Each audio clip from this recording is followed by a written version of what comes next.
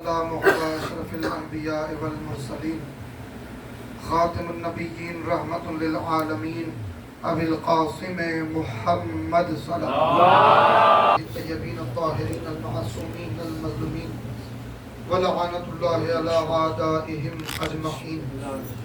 أما بعد فقد قال الله سبحانه وتعالى في محكم كتابه الكريم وقوله الحق بسم الله الرحمن الرحيم ومن يكفر بالإيمان فقد حبط عمله وهو في الآخرة من الخاسرين. صلى الله عليه وسلم. اللهم صل على محمد وآل محمد. عزیزان گرامی، قبل از مصائب مختصر سے ذکر کے لیے کلام الہی سے سورہ مائدہ سے قرآن کا 5واں سورہ اور 5ویں سورے کی 5ویں آیت کے آخری حصے کی تلاوت کا شرف میں نے حاصل کیا ہے۔ یقیناً وہ پالنے والا جو کہ عالمین کا رب ہے، علیم ہے، اور اس نے اپنے کلام میں ہر بات کو ختم کروا دیا ہے، مگر یہ کہ ہمارے اذہان خاسر ہے کلام الہی کو سمجھنے سے اس وقت تک جب تک کہ وارث کتاب نہ سمجھا دے۔ آیت مبارکہ اعلان کر رہی ہے، خداوند عالم کہتا ہے کہ جس نے بھی ایمان سے کفر کیا، ومن یکفر بالایمان، جس نے بھی کفر اختیار کیا ایمان سے، فقط حبط عملہ، اس کا عمل حبط ہو گیا، وہو فی الآخرۃ من الخاسرین، اور پھر آخرت میں وہ گھاٹا اٹھانے والوں میں ہوگا، نقصان اٹھانے والوں میں ہوگا۔ یہ ایک ہوتا ہے بے عمل ہونا، اور اگر کوئی حقیقت چاہنے والا بے عمل ہے تو افسوس کی بات ہے، اس کے حق میں دعا کی جائے کہ مولا اسے توفیق دے کہ وہ باعمل ہو جائے۔ اسی لیے کہ اب آج کل تو بہت سے معاملات ہیں جو بگڑ رہے ہیں آج کے دور میں۔ کچھ چاہنے والوں کو یہ کہتے سنا کہ ہمارے لیے عمل ہے ہی نہیں، یہاں تک بات بڑھ گئی، نماز ہمارے لیے نہیں، روزہ ہمارے لیے نہیں۔ تو عزیزان گرامی، اگر آپ غور کریں گے تو قرآن مجید میں جہاں نماز کا حکم آیا، جہاں روزے کا حکم آیا، یا دیگر اعمال کا حکم آیا، تو خداوند عالم نے ایمان والوں کو حکم دیا ہے رسول کے ذریعے، اے ایمان والوں نماز پڑھو، اے ایمان والوں روزہ رکھو، ایمان والوں۔ تو معلوم ہوا اب اگر کوئی ان اعمال کا انکار کرتا ہے تو وہ از خود دائرۂ ایمان سے اپنے آپ کو خارج کر رہا ہے۔ ایمان والوں کے لیے اعمال رکھے ہیں، مگر اگر کوئی بے عمل ہے تو دیکھیں، یقیناً ہم اس کے حق میں دعا کر سکتے ہیں کہ اللہ اسے توفیق دے، مگر اس کے بے عمل ہونے کا پرچار کرنے کا ہم کو حق نہیں ہے۔ یعنی اگر کوئی نماز نہیں پڑھ رہا، دعا کریں اس کے حق میں کہ اللہ اسے توفیق دے کہ وہ نماز پڑھے۔ ہم کو یہ حق نہیں ہے کہ ہم کسی کے سامنے اس کے بے نمازی ہونے کا اعلان کریں، ہم کو یہ حق نہیں ہے۔ اور خاص طور پہ مومن، خاص طور اگر کوئی مومن، خدا نہ کرے کہ کوئی مومن کسی بد کام میں، حرام کام میں مبتلا ہو، خدا نہ کرے، ہم دیکھتے ہیں تو ایسے لوگوں سے خاص طور پہ ہم نفرت کرنے لگ جاتے ہیں، مگر تعلیمات اہل بیت یہ کہتی ہے، امام کہتے ہیں کہ ایسے مومن سے تم نفرت نہ کرو اس کے عمل سے نفرت کرو. چاہنے والے نے پوچھا مولا فرزند رسول کیا ہم اسے فاجر کہہ سکتے ہیں؟ تو امام نے کہا اسے فاجر العمل کہو. اس سے فاجر مت کہو، فاجر العمل کہو. اشارہ اس بات پہ ہے کہ ایک وقت آئے گا کل شیء ارجع الی اصلہ، ہر شے اپنے اصل کی طرف پلٹتی ہے. ایک وقت آئے گا کہ وہ ان گناہوں سے پاک ہو جائے گا توبہ کر کے اور ہماری طرف پلٹ آئے گا. یہی سبب ہے عزیزان گرامی کہ جب کسی مومن کی نماز جنازہ ہم پڑھتے ہیں تو آپ کو اقرار کرنا ہے نماز میں کہ اے میرے معبود میں اس کے لیے نیکی کے علاوہ کچھ نہیں جانتا. حالانکہ آپ نے کئی دفعہ کوئی عمل اس سے دیکھا ہوگا کام کرتے ہوئے، مگر آپ کو کیا اقرار کرنا ہے کہ میں خیر کے علاوہ کچھ نہیں جانتا. یہ خیر کیا ہے کہ آپ جھوٹ کہہ رہے ہیں، کہ آپ نماز جنازہ میں کھڑے ہو کے جھوٹ کہہ رہے ہیں کہ میں خیر کے علاوہ کچھ نہیں جانتا. بھئی ایسے ایسے عمل کرتے ہوئے ساتھی تھا ہمارا، ہم نے دیکھا ہے اسے برے عمل کرتے ہوئے، مگر نماز جنازہ میں کھڑے ہو کے اقرار کر رہے ہیں کہ میں خیر کے علاوہ کچھ نہیں جانتا. اشارہ کس بات کی طرف ہے؟ یہ آپ جھوٹ نہیں کہہ رہے ہیں، ان روایات کی طرف اشارہ ہے کہ مومن تھا تو یقیناً دنیا سے گزرنے سے پہلے ایک لمحہ تو پروردگار دے گا کہ وہ توبہ کیا ہوا دنیا سے جائے گا، اپنے اعمال پہ توبہ کر کے بارگاہ الہی میں پہنچے گا. یہی اعلان ہو رہا ہے کہ آپ اعلان کریں کہ خیر پہ تھا، مطلب کہ جتنے اس کے برے اعمال تھے اس نے توبہ کر لیا ہے، مگر ہم کو اس بات کا یقین ہے کہ وہ خیر پہ دنیا سے گزرا. یہ خیر کیا ہے اگر معلوم کرنا ہو تو آؤ غدیر کے میدان میں کہ جہاں نبی سلمان سے کہہ رہے ہیں کہ حیا علی خیر العمل کر کے اعلان کرو.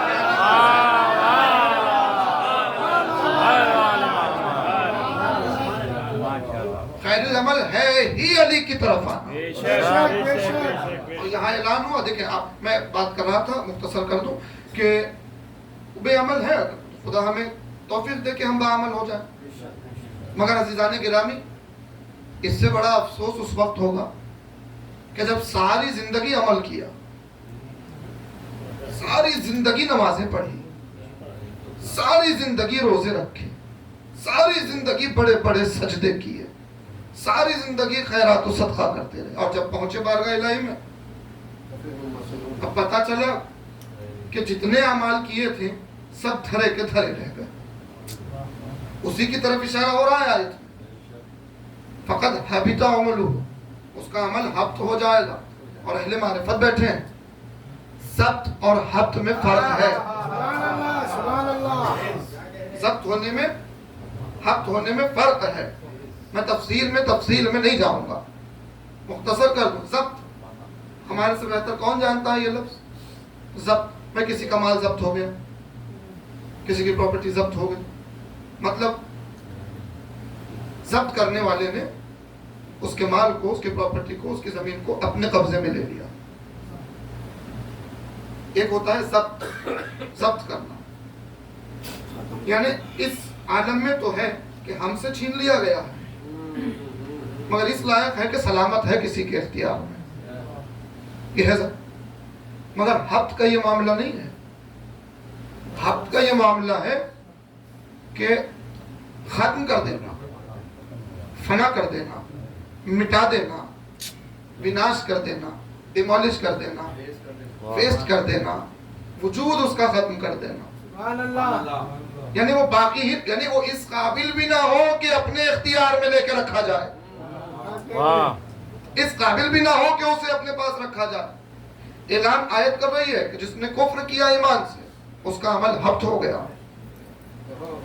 بیکار ہو گیا، ویسٹ ہو گیا. بڑے بڑے سجدے ویسٹ ہو گئے، بڑی بڑی نمازیں ویسٹ ہو گئیں، زندگی بھر کے روزے ختم ہو گئے، کسی کا کوئی عوض نہیں ملنے والا. اب اس سے بڑا افسوس کیا ہوگا عزیزان کرام؟ تو یہ کب ہوگا؟ یہ اس وقت ہوگا کہ جب خداوند عالم کے معین کردہ شرائط پورے نہ کیے جائیں. اور مخصوص شرط اس آیت میں اعلان ہو رہی ہے، وَمَن يَكْفُرْ بِالْإِيمَانِ فَقَدْ حَبِطَ عَمَلُهُ. اچھا حبط ہو گیا ہے عمل، اور نتیجہ تو یہی ہوگا جو آیت کہہ رہی ہے، وَهُوَ فِي الْآخِرَةِ مِنَ الْخَاسِرِينَ، پھر وہ آخرت میں گھاٹا اٹھانے والوں میں سے ہوگا. عزیزان گرامی اس آیت دیکھیں، پوری قرآن میں یوں تو پورے قرآن میں لفظ ایمان یہی ہے، پورے قرآن میں جو ایمان نے فرمایا ہے ایمان سے مراد، مگر خاص طور پہ اس آیت کی تفسیر اگر دیکھیں گے تو پانچویں امام امام محمد باقر علیہ السلام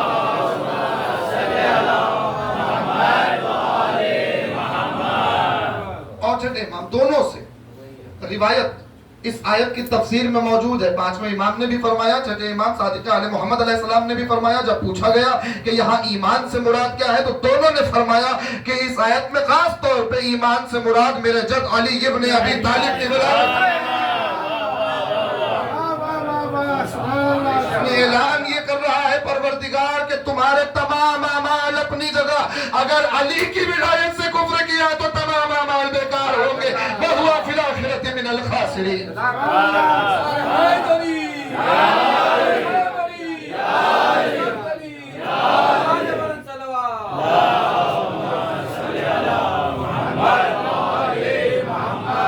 اسی لیے آیات اعمال کی قبولیت کا دار و مدار ہی علی کی ولایت پہ رکھا ہے۔ ایمان کا مطلب ہی علی کی ولایت ہے عزیزان، اور ساری زندگی رسالت معاب علی کے فضائل پڑھتے رہے۔ آپ مسلسل سن رہے ہیں ماہ مبارک کی عظمت کیا ہے، ماہ رمضان کی عظمت کیا ہے، یعنی ایک آیت کی تلاوت ختم قرآن کا ثواب، خاص طور پہ ماہ مبارک کے لیے علی کی محبت کی عظمت، صرف ماہ مبارک نہیں، پورے سال جب بھی کوئی خلوص دل سے علی کا نام لے ختم قرآن کا ثواب۔ اب کوئی علی کی محبت میں اگر اس ماہ میں قرآن پڑھ رہا ہو تو اس کی عظمت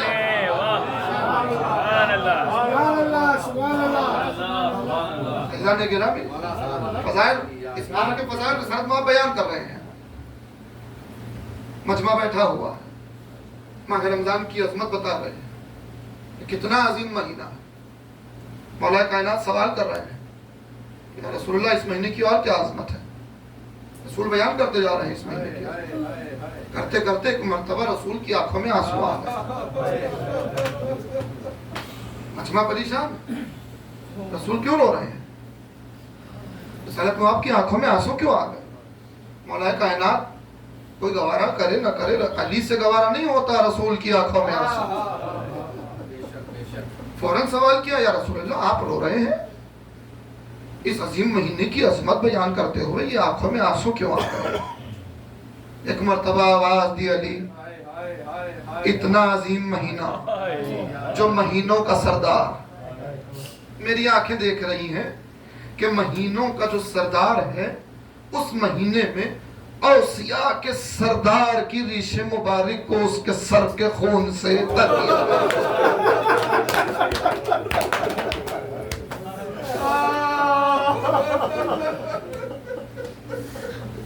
کہا یا علی میں دیکھ رہا ہوں کہ اسی ماہ مبارک میں تمہارا خون بہایا جا رہا ہے،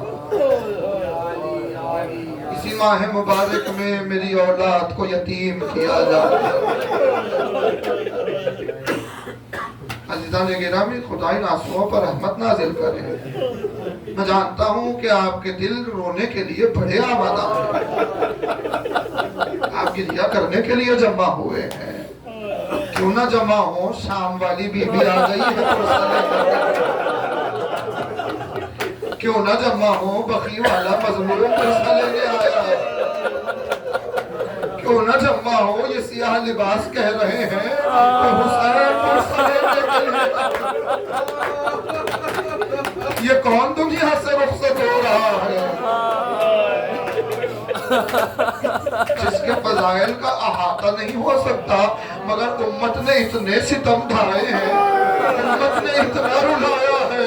ارے اللہ اکبر، اتنے مصائب ہیں علی کے سینے میں، کس سے بیان کرتے؟ کون تھا کہ جو علی کے سینے کے درد جان سکتا؟ اسی لیے میرا مولا تنہائی میں جا کے اپنے مصائب پڑھتا۔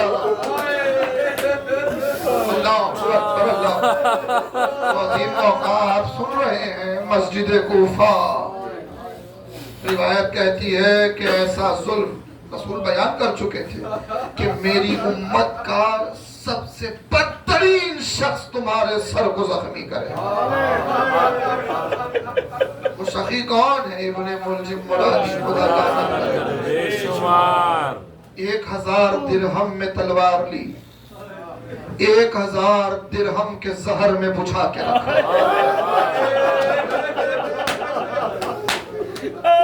میں نے جملہ کہا تھا علی وہ مظلوم ہے جسے تلوار سے بھی قتل کیا گیا، جسے زہر سے بھی قتل کیا. اور جس وقت مسجد کوفہ میں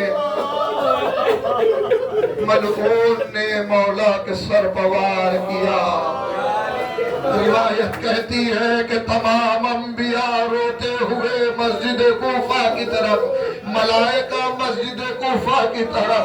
زمین کو تزلزل تھا، آسمان لرز رہا تھا، آندھیاں چل رہی تھی. مسجد کوفہ کی طرف دیوار سے رونے کی صدائیں بلند ہوئی. ایک آواز گونجی، قد قتل امیر المومنین، ایمان کا ستون منہدم ہو. بی بی آواز رکھے کسی غم میں نہ رکائے. ملعون نے تلوار کھینچی، محراب عبادت علی کے خون سے سرخ ہو گیا. مسلح تر ہوا، علی زمین پر گرے، ہاتھوں سے سر کو تھامے ہوئے. چاہنے والوں سہارا دے رہے ہیں. ابن ملجم مسجد سے بھاگا، حذیفہ یمانی گرفتار کر کے لائے ابن ملجم کو. مگر عزیزان گرامی، اس سے قبل یہ ہوا کہ جب آواز جبریل کی گونجی تو قیامت برپا تھی، کیونکہ اذان ہی علی کی قیامت تھی. اور اب یہ آواز وہاں گھر میں بیٹھی ہوئی سیدانیاں مسلح تھی. یہ وہی بیبیاں ہیں جس نے وہاں زخم دیکھے. آزادی کسی غم میں نہ رلائے، آوازوں پر رحمت کر دیتے.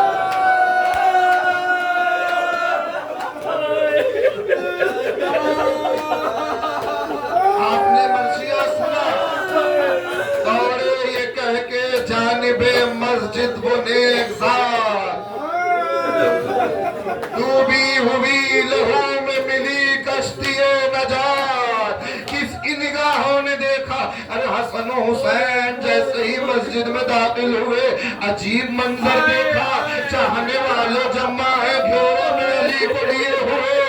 کسی نے آواز دی، راستہ دو حسن آئے ہیں، راستہ دو حسین آئے ہیں. جیسے ہی مجمع کو ہٹا کے بیٹے آگے بڑھ گئے. اب جو حسن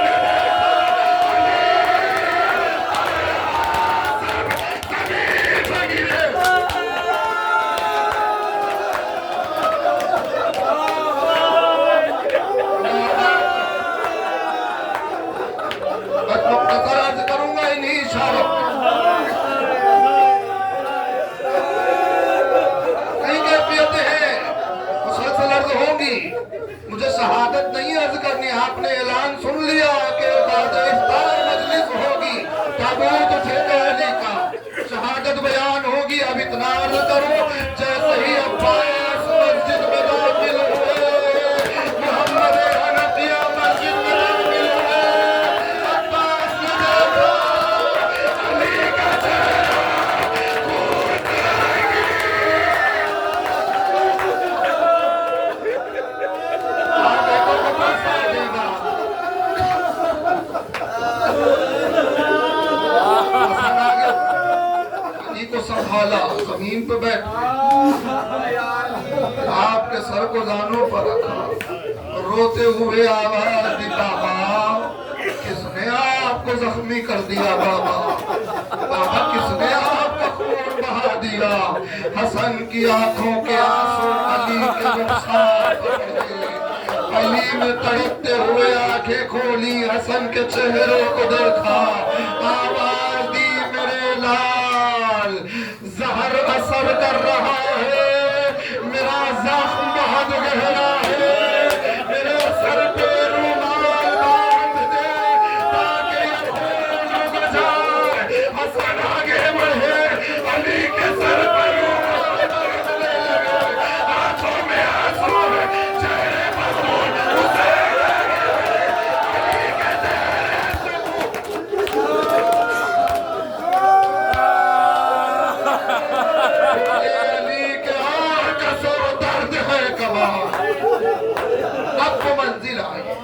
वो मंजिल आई, कल सुबह की कैफियत अल्लाह अकबर। अब वो मंजिल आई, एक मर्तबा अली ने अपने आप को संभाला, आवाज दी, हसन आगे बढ़ो मेरे नाम।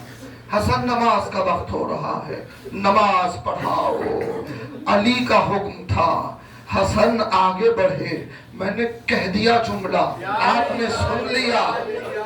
बस तसव्वुर कीजिए कि हसन के कदम किस तरह आगे बढ़ रहे हैं। अली पीछे हट रहे हैं, बेटे अली को सहारा दे के पीछे हटा रहे हैं। हसन मुसल्ले बजा रहे हैं। समझ में आई बात अजीजाने गिरामी? ये कानून इलाही है। रसूल सामने जब तक मौजूद है, रसूल नमाज पढ़ाएंगे, अली नहीं पढ़ाएंगे। जब हसन मौजूद हो, हसन नमाज पढ़ाएंगे, हुसैन नहीं पढ़ाएंगे। जब वक्त का इमाम मौजूद हो तो वो नमाज पढ़ाता है, आने वाला इमाम पीछे पढ़ता है। ये कायनात में एक ही बार हुआ और अली नमाज नहीं,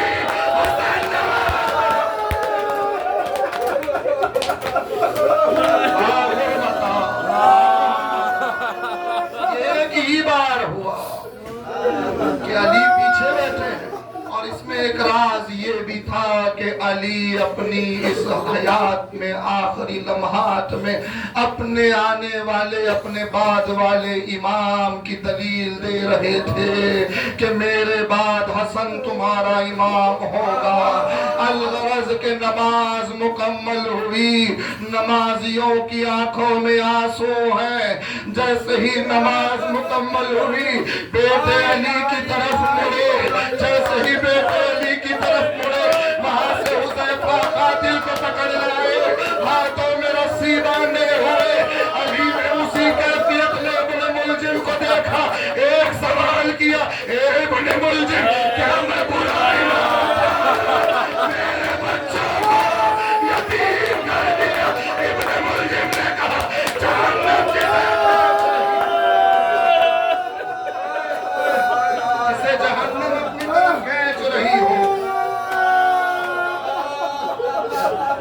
एक मर्तबा इसी कैफियत में एक कनीज की आवाज आई।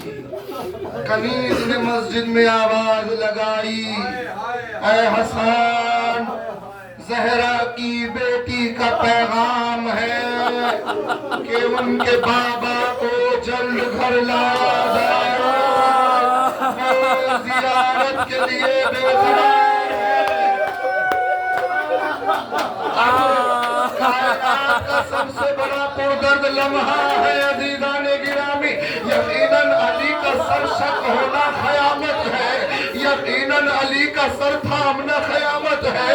मगर अब वो लम्हा तारीख ने देखा, चश्मे फलक ने देखा कि अली को बेटों ने उठाना चाहा, अली नहीं उठे।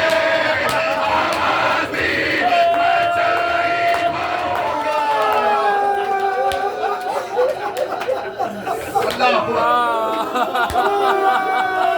गिलीम मंगाई जाए, गिलीम लाई गई। बेटों ने अली को गिलीम पर लिटाया। एक तरफ मोहम्मद हनफिया है, अब्बास है, हसन है, हुसैन है, दीगर औलाद हैं, चाहने वाले हैं। अली को गिलीम पे लिटा के उठाया। अब मस्जिद से निकले, रवाना हुए घर की तरफ। अजीजाने गिरामी, चश्मे फलक ने सबसे पुरदर्द लम्हा देखा। वो अली जो अंबिया का सहारा बनता रहा, वो अली जो रसूल का सहारा है। आज भी कोई मोमिन मुश्किल में पुकारता है, वही अली है जो मदद करता है। मगर तारीख ने देखा, जिंदगी में पहली बार ऐसा लगा उसी अली को सहारे की जरूरत।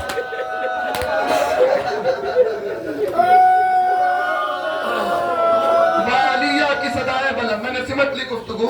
علیہ کی صدائیں بلند، گھر کی طرف چلے۔ خدا سب کو زیارت نصیب کرے۔ مسجد کوفہ سے علی کا گھر زیادہ دور نہیں ہے، لیکن جیسے ہی جانے لگے ایک مرتبہ علی نے آنکھیں کھولی، گلیم پر لیٹے ہوئے آنکھیں کھولی، حسن کو آواز دی۔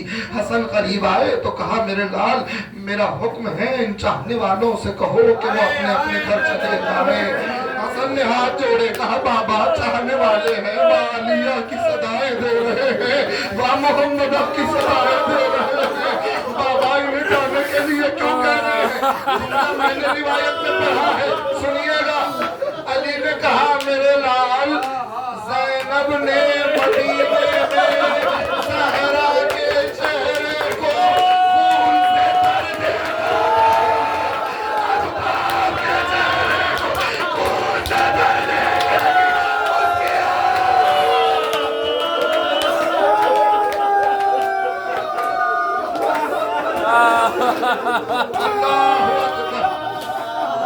الغرض کہ سب کو علی کا حکم سنا دیا گیا، سب روتے ہوئے حکم کی تعمیل کرتے ہوئے اپنے اپنے گھر کی طرف جانے لگے۔ بس بیٹے ہیں جو گھر تک لا چکے، مگر جیسے ہی گھر کا دروازہ قریب آیا علی نے کہا میرے لال حسن اب اس گلیم کو بھی ہٹا لو، مجھے اپنے کاندھوں کا سہارا دو کہ علی داخل خانہ ہو جائے۔ بیٹوں نے کہا بابا آپ کے بیٹے سلامت ہیں، اسی گلیم پہ آپ کو گھر میں لے کے چلے جائیں گے۔ علی نے کہا حسن جنازے کی صورت دکھ رہی ہے، زینب یہ نہ سمجھ رہے باپ کا جنازہ۔ گلیم ہٹائی گئی، میرے سمجھ لے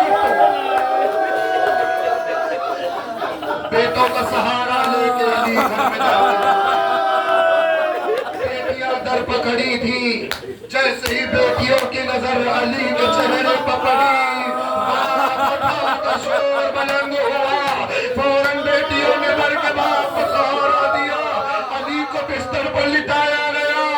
اللہ اکبر، زینب کی نگاہوں نے دیکھا کہ علی کے سر پر ایک رومال بندھا ہوا ہے، چہرے پر خون آگے بڑھی، ایک کپڑا اٹھایا، علی کے پیشانی سے زینب کو دیکھا، علی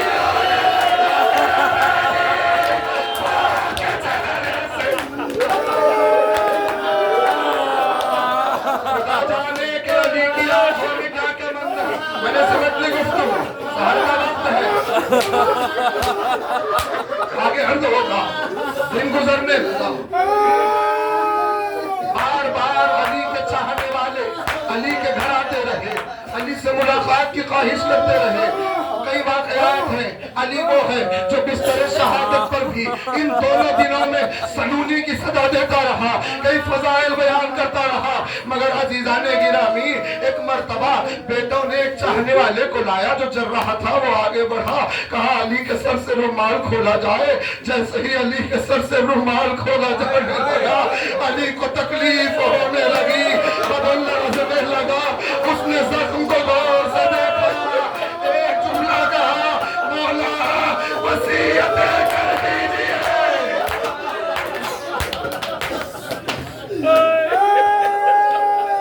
وصیتیں کر دیجئے، زخم بہت گہرا ہے مولا۔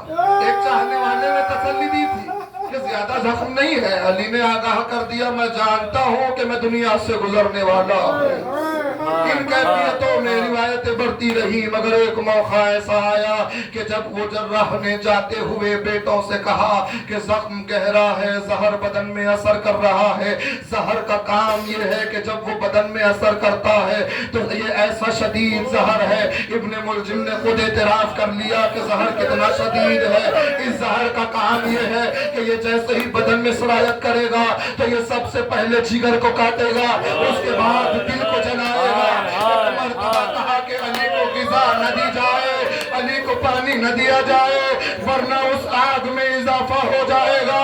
علی کو جتنا ہو سکے شیر پیش کیا جائے تاکہ کچھ حد تک علی کے درد میں کمی آ سکے۔ یہ شیر اس آگ کو ٹھنڈا کرنے کا کام کرے گا۔ اعلان ہو گیا، کوفے والوں کو معلوم ہو گیا، کچھ ہی دیر میں کوفے کے یتیم ہاتھوں میں شیر کے پیالے لیے علی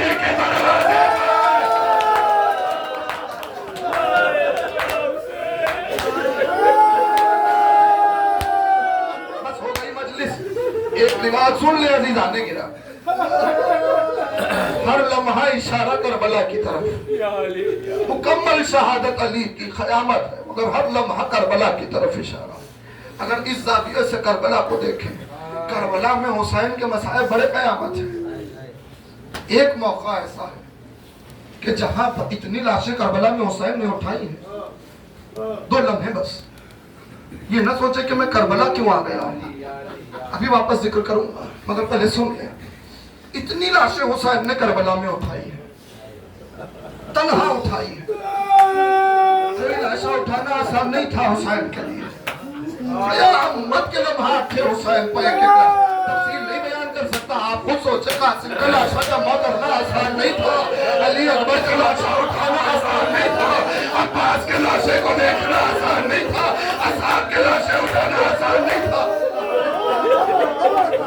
मगर फिर भी करबला में एक लाशा ऐसा नजर आया जिसका वजन भी ज्यादा नहीं था, मगर उसके बावजूद उस लाशे को उठाकर एक सदा दी थी हुसैन ने, ऐ मेरे शियो, काश तुम करबला में हो तो हुसैन की गुर्बत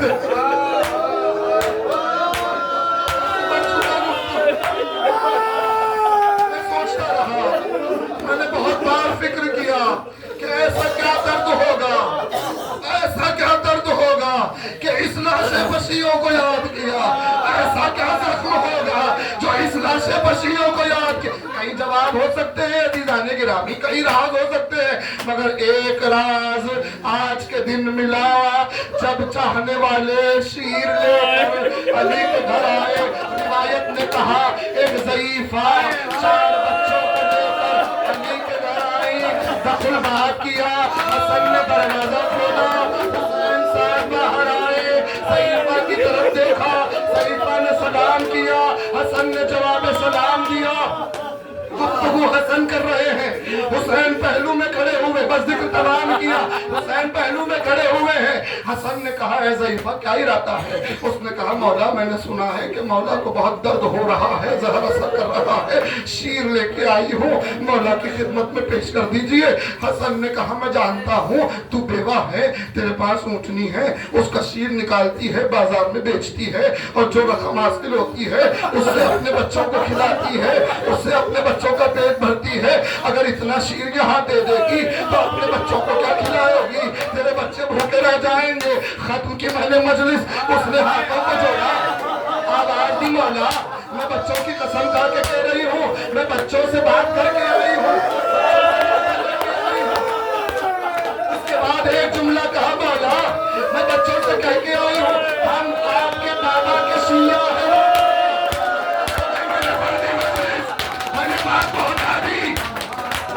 शिया हूँ मौला, मेरे बच्चे आपके दादा के शिया। उसके बाद वजाहत की उसने, शिया क्या होता है? तो ज़ईफा कहती है मौला मैं शिया हूँ, मेरे बच्चे शिया हैं, और शिया होने की हैसियत से मैं अपने बच्चों के साथ भूखा रहना गवारा कर सकती हूँ। मेरे ईमान की मुसीबत